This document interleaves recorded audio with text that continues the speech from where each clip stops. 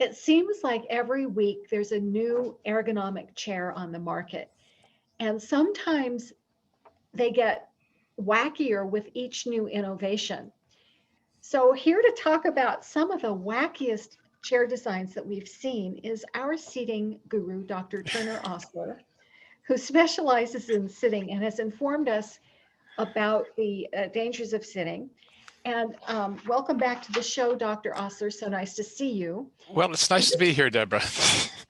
what brought this up was I saw a new design for a chair that looked kind of like a cross between a dentist chair and a chaise lounge, because the person was sitting back and the keyboard was up here, and you know there was all this stuff going on, and I was thinking to myself, I hope they don't do that for air traffic controllers, because they could fall asleep. I mean, you're sitting back, you're basically lying down on the job and holding the arms up against gravity, which would be a nightmare. So that seems to be a good launching point about the wacky chairs. And I think you've got some really interesting examples for us. Well, Deborah and I kind of bonded over this cross between a chaise lounge and a dental chair. I've seen the same thing. And you can buy one. You can find them on the web. It's just $7,500, and you can have one of these completely reclined chairs that really, and the monitor is mounted ahead of your eyes, and there's a keyboard, and you don't have to move.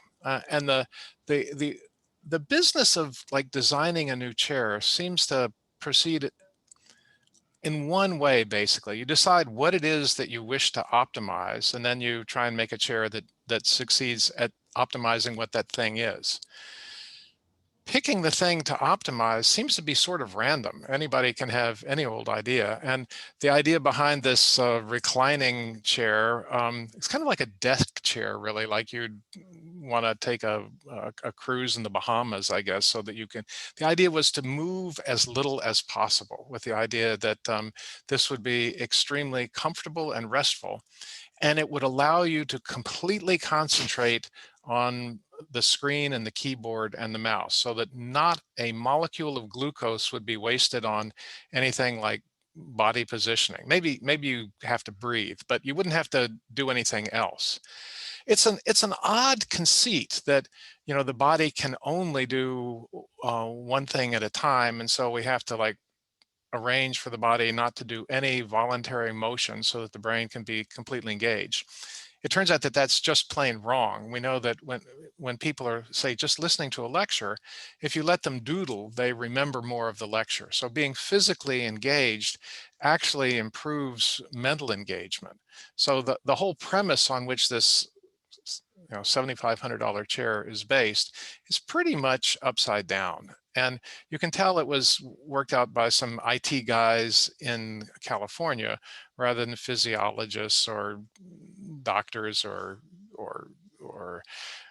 ergonomists or physical therapists or people of those stripes. It was just like a controlling conceit that resulted in this rather odd thing, which is basically, it's just too weird. And there was another chair that was also a very strange idea. It was of an astronaut in space, and they get sort of semi-fetal. Their knees come up. They're not quite standing because they don't need to for gravity, but they take a shape in space. And someone came up with the idea of having a chair conforming to this, because they thought it was the natural position of the body. Right. And of So course, we need gravity and we need to move in order to function and keep yeah. strong. Yes, this might be the natural position of the body, weightless in space, but that doesn't come up very often. And so the idea of building a chair that molded people into the position they would take if they were weightless in space is it's an odd idea to start with. And as I was looking at pictures of people in this chair, I was thinking, that looks a whole lot like, so as part of my medical training, I worked with the pathologists, and we would, take care of people who had died. And so, and some people died outside the hospital, and some people would die water deaths. The hospital was on Lake Otsego, and there would be boating accidents, stuff like that. And when people drowned, they would be brought to us in exactly this position. This is the position the body assumes when it is dead and floating in water before rigor mortis sets in. So it's an odd kind of position to lionize as the reason to design a chair around the position of a dead floating person. It's kind of morbid, frankly. But This is why dogs don't drive. You don't want someone who doesn't know anything about the human body to be designing a tool that hundreds of thousands of millions of people are going to be sitting in. Will be in intimate contact for most of their waking lives. So there's an immense burden to get it right, because if your design should be adopted by people and it's not good, or perhaps it's even harmful, you have the burden of having harmed a lot of people. So the business of letting just any old person come up with a chair and start manufacturing is a little unnerving. And speaking of this, you were showing me something earlier that I'd like everybody to see. We're gonna be talking about ergonomic chairs. And the so-called ergonomic chairs support everything. They support the lumbar, they support the neck, they got these necks, they support the elbows.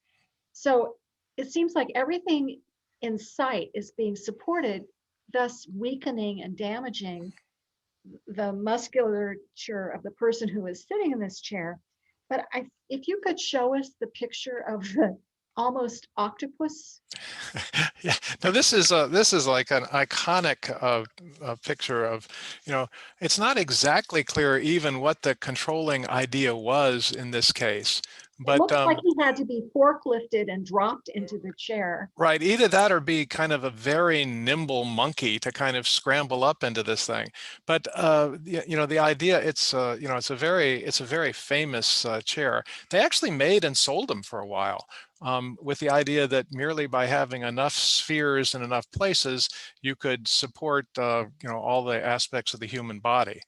The thing that's odd, though, is that the human body actually comes with its own support system.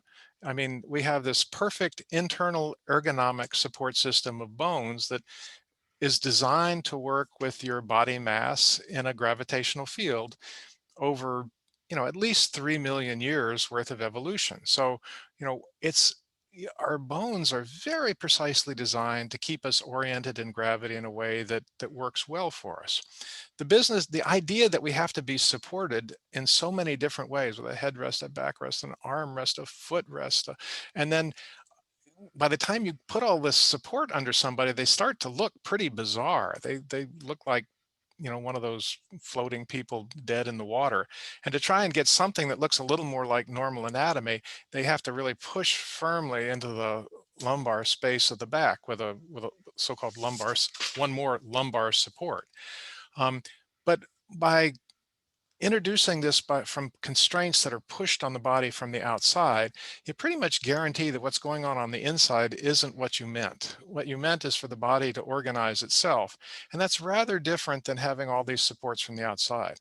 Additionally, if you're supported from the inside, you can move moment to moment as you reach for your pencil sharpener or the code book for whatever computer program you're working on.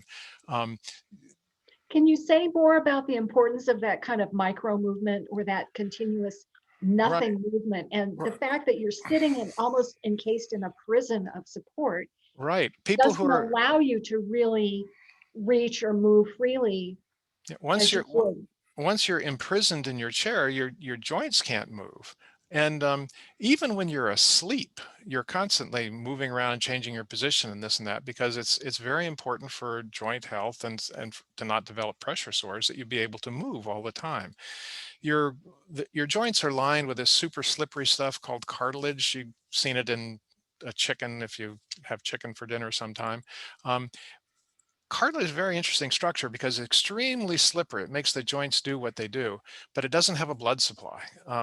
And so cartilage has to live off of synovial fluid, which is secreted by the synovium in every joint, and it has oxygen and glucose, but it has to slosh around so that fresh synovial fluid is delivered to the cartilage. So your joints have to be moving just a little bit to circulate the synovial fluid and keep your cartilage and your joint healthy.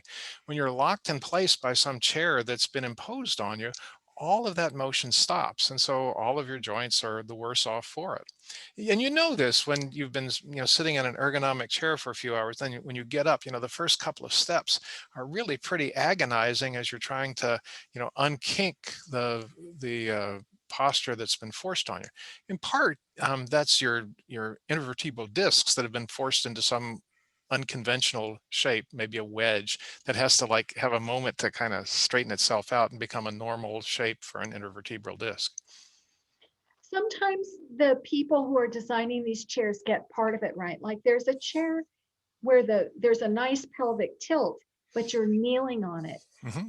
which is another form of imprisonment because those chairs are very difficult to get in and out of. But the angle of Happens to have been designed by the same guy who invented this chair, oh, Peter Opsvik, and he developed what was called the Balin's kneeling chair, and it was back in the 70s or so, and it enjoyed a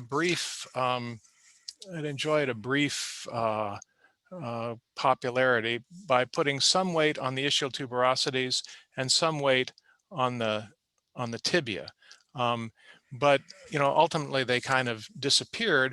I think because once your legs are locked in place, you can't move your pelvis. You get some weight off of your ischial tuberosities, but the cost is quite steep because then the rest of you can't move.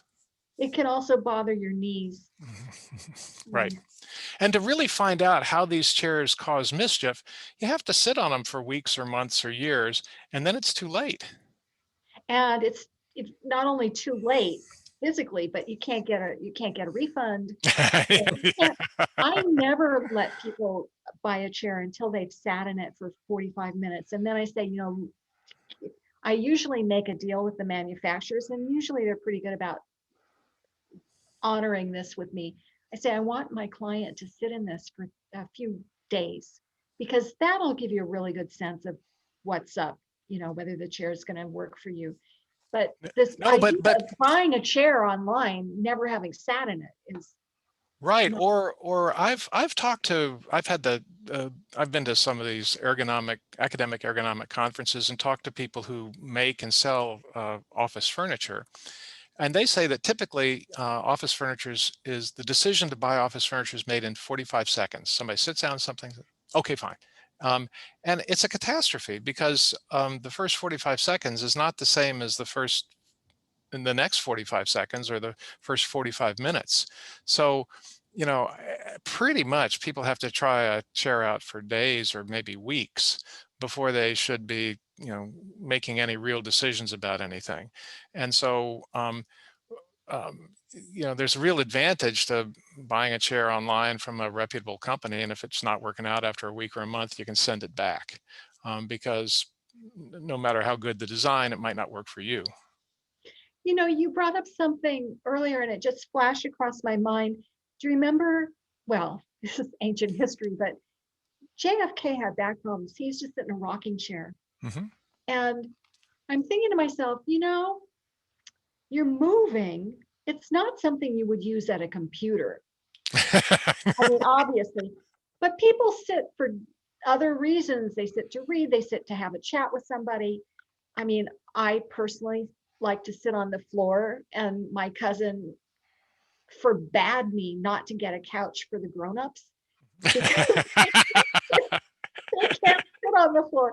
So I do have a couch, which I hardly ever sit in. I like the floor because I can move, and there's marvelous ways that you can sit on a floor. Um, but I'm just wondering what you think about the old rocking chair. I mean, not for, or a swing, like a porch swing.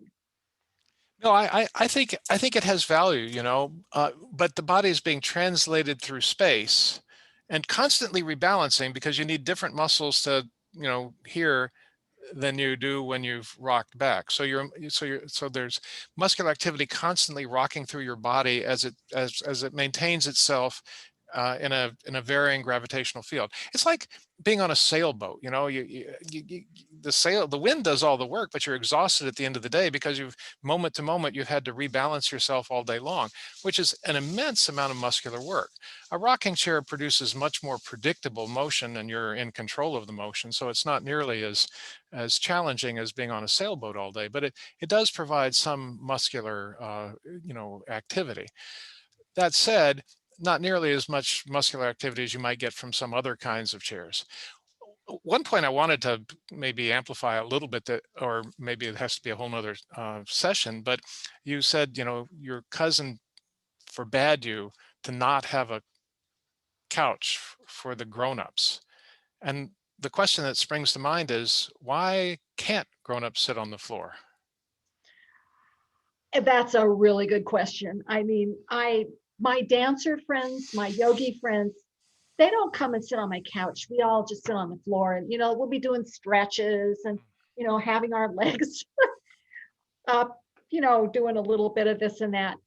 And as we're talking, we're moving. And it's so natural. I mean, I have a friend who's a physical therapist, and we were having a discussion. You could see her physical therapy table above her as she's doing a split on the floor, and we're talking. And so it's perfectly natural for people who are physically active to prefer the floor. But I think there's big societal problems with even stretching. I mean, if you are in a standard office and somebody does that, there's a pall that gets cast over the room. It's verboten. You do not move, you do not stretch, you stay in this little 90-90-90 prison.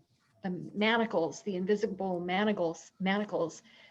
So I think there's, two things. First of all, it's very uncomfortable for most, if they can even get up and down off the floor. Right, but kids can. Kids, When does it happen that a kid becomes a grown-up and can't? because they've been sitting in school and told to sit still in these god awful desks that are so uncomfortable and mold their poor little bodies, shorten their hamstrings, destroy their spines. So, I mean, toddlers have beautiful posture, beautiful biomechanics. I love No, watching. kids come into the world basically perfect, and then we teach them and we train them, and we take away most of their potential. Um, when a child is born, we say, oh, they're babbling, they're just a baby. They don't know anything. They're just babbling, but they're making every sound of every language ever spoken. And when we teach them to speak English, we're throwing away 99% of the sounds that they come into the world able to make. And we're actually robbing them of their ability to speak Hindu or Urdu or or or Arabic without an accent by teaching them English. Mostly, we're just throwing away brilliant ability. And just so with children, when we teach them to sit still in a chair, we're throwing away their beautiful squirming and their perfect posture. We are, and you know, I hope everybody gets a chance to look at Dr. Osler's segment that we did on children and sitting. It's called Why Sitting is Bad for Kids, and it's one of our most popular episodes. So, Dr. Osler, are there any other wacky chairs that you can think of right up there? You pretty much cover the waterfront. No, I have a whole library. I mean, there are whole libraries of just insanely insane chairs, and there are more every year because it's a huge industry. Coming up with, people want new, different stuff, and so the chair design world cooperates and collaborates, and so this is a compendium of designs of about 30,000 chair designs that were submitted to a design contest in Europe. for, the best chair designs of 2020. And so, There's our dental chair. there's the dental chair repurposed, with a stand so that you can drink your daiquiri. One of my personal favorites is a chair that's supposed to be, well, indistinguishable from sitting on a cloud that is raining. And you have to love that design. I mean, it's art you can sit on. But being art isn't really the criteria if you're going to be sitting on something all day, and it's not exactly clear how you would even get onto such a thing, And then here's another one. It's not even clear that it's a chair, really. But it's exciting to look at, and they're. I mean, there are many of these. This is like a silver medal award. Really, it's just a surface you can sit on, but made out of interesting colors and interesting shapes and padded in a way that, isn't too egregious. And then, new materials that, I guess it's like the idea is to be in like the feathered nest of a bird, or, you start with some conceit and then, build a chair that would somehow go along with it. But interestingly, none of these chairs is actually designed for sitting in, except for one. Right. And this is a chair that was like designed to be unstable when you sit on it because it's sitting on a rocker. And surprisingly, it got into a design book because I don't think they'd seen anything like it before. Well, maybe every year we can do the wacky awards for the wackiest chair that Sure, yeah. came on the market. But I think in the meantime, people should go to our videos on active sitting. And it's not a bad idea to sit on just any firm surface so that your sitting bones can get the message of what to do, and the rest of your body can respond. Yeah. So thank you so much for this really enlightening talk about wacky chairs, Dr. Osler, and we can't wait to see you next time. Sure. Always happy to talk about this stuff.